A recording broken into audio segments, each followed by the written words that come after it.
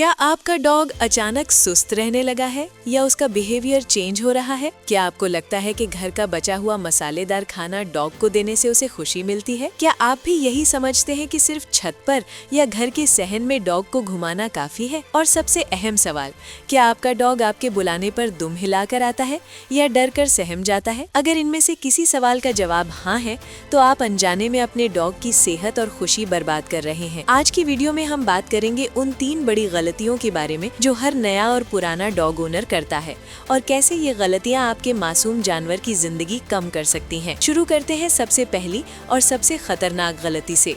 वो है न्यूट्रिशन यानी खाने पीने की गलतियां। हम में से बहुत से लोग समझते हैं कि डॉग बस एक जानवर है, उसे जो भी दे दो वो खा लेगा। अक्सर घरों में रात का बचा हुआ सालन, मसालेदार हड्डियां और मीठी चीजें डॉग के बोल में डाल दी जाती हैं।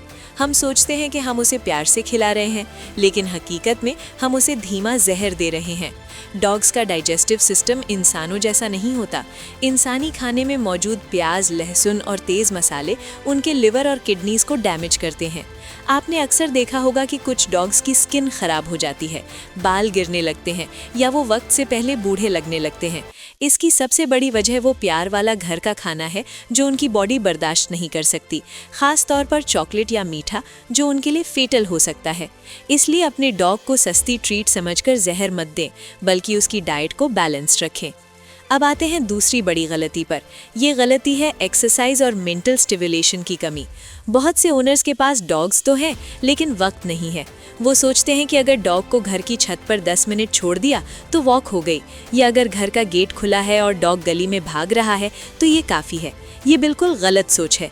डॉग के लिए वॉक सिर्फ जिस्मानी वर्जिश नहीं होती। जब डॉग बाहर जाता है वो नई चीज़ों को सूंघता है।